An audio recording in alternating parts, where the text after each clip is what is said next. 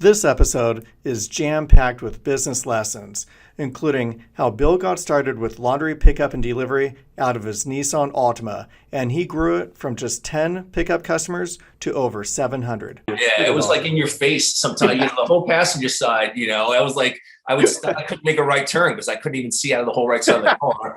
But I was, hustling and doing it myself. And I said, I'm going to do this until I have good problems where, all right, there's too much for me to do.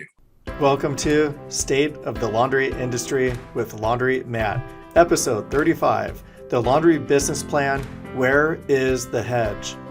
So I'm really excited to have Bill on the program with us today. He is he bought a laundromat over in Brooklyn and just ran a really, really strong pickup and delivery. And he's got a unique story, which is, it's just curious how you got into the laundry business in the first place. Well, I worked in the financial services down in New York. I had a family friend. The older gentleman was in the textile business, retired, but then he started buying laundromats. And so I approached him and I said, hey, I think this may be something I want to do. He taught me the biz. He took me under his wing and really taught me the real way and, to be, discerning and even pessimistic at times to make sure you're not getting, ripped off. The number one rule in any investment is how do you get your money back? Yes. Question number two is how do you make money? And yeah. So if you get, and I've seen that where somebody bought the wrong investment because they weren't pessimistic or they weren't scrutinizing the numbers. And he basically had to hit a grand slam every single day just to stay above water. A lot of people are real hungry to go find that opportunity. And you have such a good mentor because he helped you stay, stoic, level-headed and wait for the right thing that made sense for you. Yeah, absolutely. I mean, I had looked for stores actively in Brooklyn, Queens, and the Bronx in New York, and I looked for over 2 years, almost 3 years. And I would call him up and say, hey, I got one. And then 95% of the time, he's like, that's garbage. Or he would say, he would say, all right, okay, this guy says, he says he's doing this much in revenue. Why is his water bill so low? You can't do that much business without using that much water. So the water, as we know, is the true tell. Or people would say, I'll sell you this store for 500,000, but I want 200 in cash. I would say, hey, this is the deal. He'd say, are you crazy? He says, you're going to drive around with $200,000 in cash in the car? He goes, what are you going to go in a room and count it up? He goes, no. The way he looked at things, he would rather buy a store, pay a little premium for a store with a solid revenue stream, basically buying a revenue stream that he thinks he can improve upon. And I like what you said, that he could improve upon. That's one of the keys, because if you're just buying the revenue stream and you can't add value, then you're not really going to get the best return on investment. But if you could buy something and then add revenue to it, which is exactly what you did. So, that's one of the reasons I wanted to talk to you about this and do this podcast with you, is because you took a laundromat, and how many square feet was it? Just curious. It's small. It's about 1,200 square feet. So about 1,200 square feet. The amount of business you did out of that because of pickup and delivery was just astronomical.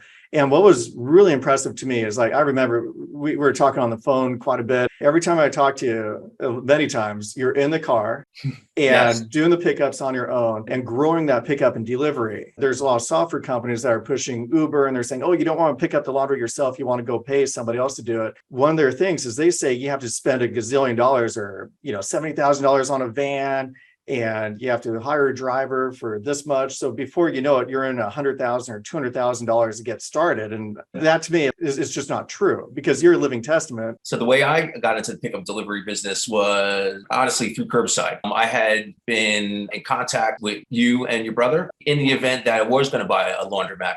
So I always had in mind to enhance any laundromat I bought with, increased pickup and delivery, because I think that's the way going forward. The store that I had was on the Brooklyn Queens border in New York. It was kind of like a hip area. Nowadays, if you don't have a great Yelp ranking and Google ranking, which most of us know, you're sunk. There was a lot of younger people around. Everybody's on their phones. Nobody does anything, dry cleaning, food, anything without checking it out first. So that was huge to put it out there to promote the store that way. When I bought the store, he didn't have enough time to spend building up the pickup delivery. So they only had about 10, 15 customers. Was that something you sought out right at the get-go with pickup and delivery, is to grow that part, or is that? Anytime I thought about this business, maybe it's coming from like a, commodities background. I wanted a hedge. If I'm going to buy the store, I would say to myself, where's the hedge, right? So this store is it's a sedentary type of establishment. Without pickup delivery, there's a finite number you can do as far as business with what you have and the area. If they were to build new condos and co-ops and projects around you,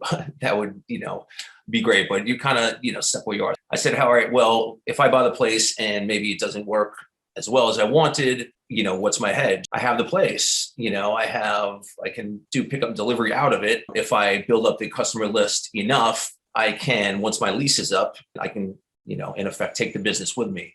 So I'm hedged against the lease expiring, against profit declining. You have a much better chance to increase the business with pickup delivery because of especially what you're saying, hedging the bet is so important, because a new laundromat, totally out of your control, could open up just down the street. And if your sole revenue source is the self-serve business, and it's good, I love self-serve, it brings in, it's dependable and all that, but it's really nice to hedge your bet and have multiple revenue streams. Because in a way, you just paid for 10 pickup and delivery customers. I mean, you probably didn't even pay anything for that. It just came with the laundry. And just curious what you grew it to. So when I left, it was just over 700 customers. Wow.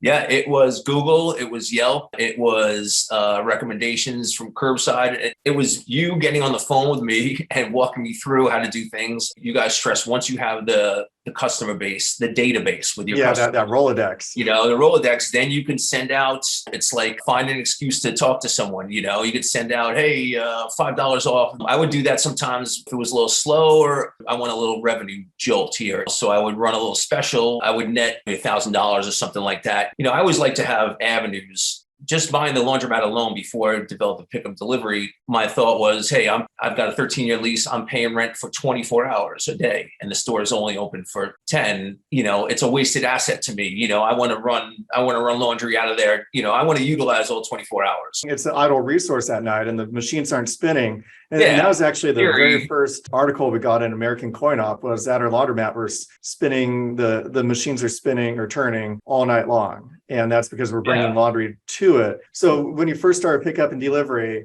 were you doing it out of a van? Did you buy, the special wrapped vehicle with shelves and all that? I decided to do the pickup and delivery myself because I had the time. I only had a Nissan Altima, which is a smaller car. I said, I'm going to do it. The online placement upon your recommendation was, the biggest thing. You're picking it up in Nissan Altima, and I could just imagine, like, when I was talking to you, you're like, wait, hold on, I got to pick up, and totally reconvene in a couple of minutes after you got the new clothes, and I was just imagining it in the passenger seat. I mean, was this thing stuffed to the brim, or how did you? It was like in your face sometimes. The whole passenger side. I was like, I couldn't make a right turn because I couldn't even see out of the whole right side of the car.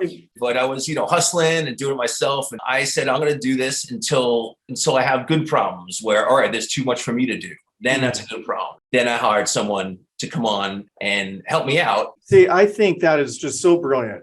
See, you grew organically, and there are a lot of people, I think because we're, as laundry owners, we have the mindset of we're going to spend like so much money on capital assets like the washing machines, and you could spend hundreds of thousands of dollars on that. So people think, oh, I'm getting to pick up and delivery. I want to go spend $70,000 on a new van, $2,500 to get a wrap, $5,000 on the shelves. I've seen people go all out buying the vehicles before they have the business. And in your situation, we got started with our Isuzu Trooper as a diesel. The license there you go. The license plate frame said 0 to 60 in 45 minutes. And then on the flip side, we were short a driver, and it was actually my mom went to pick up some laundry. She's driving a Tesla. The person gave her a $10 tip.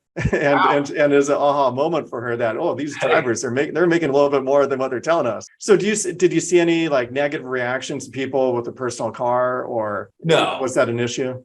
Absolutely no. There's not. People, in my opinion, people don't need to see a van show up. People don't need to see a they want you to be on time, and they want their clothes back folded neatly. Yeah. You're there for 2 seconds. It doesn't matter what you're driving. But the driver still is the face of your company. I mean, you're doing the pickups. What, special interactions you have versus like an Uber driver who may not even care about your, the business. Part of the reason I, built up successful in building up the customer base was, my personal interaction. I had a stake in the game, so it was my business. So, I naturally, was very cordial with the customers, thankful. And I think if you have an employee that's happy, they will represent the company well. That is so insightful, because we had sort of a problem employee. He kind of had attitude with some of the other people. I think he just wasn't happy. It just wasn't the right situation for him.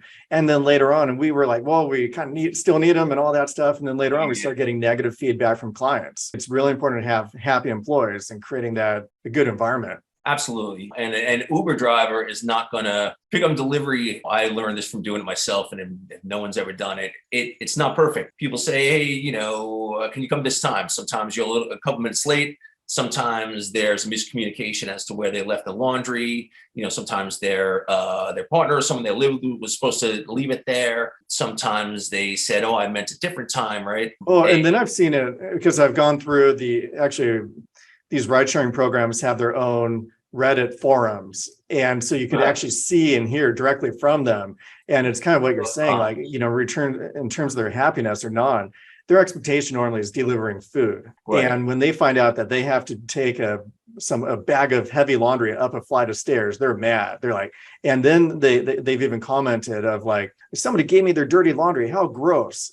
And so you can imagine if they're not expecting that. About someone that's not a good representative. Using Uber or anybody that doesn't have a vested interest in your business is a disaster. First off, they don't care. So the best you'll get on a personal level is a thank you, something like that. If it's at all off, if it wasn't there, an Uber driver's going to take off and say it wasn't there. What do you want me to do? I don't. They'll never even tell you. I'm not going to stick around. If you have an employee, he may say, "Hey, listen, I'm here at the stop." He might call the boss. I know this is an important customer. Or call the customer. Here. There could be a lot of stuff. I don't want to leave. I know this is an important customer. That's someone who cares about the company. Yeah. Any kind of a third-party service, it's just not going to happen. You need someone who is, who has an interest in it being done right. Stay tuned for next week's episode, where Bill sells his store for top dollar because of pickup and delivery. And to learn more about the Curbside Laundry's wash and fold and pickup and delivery solution, go to curbsidelaundries.com.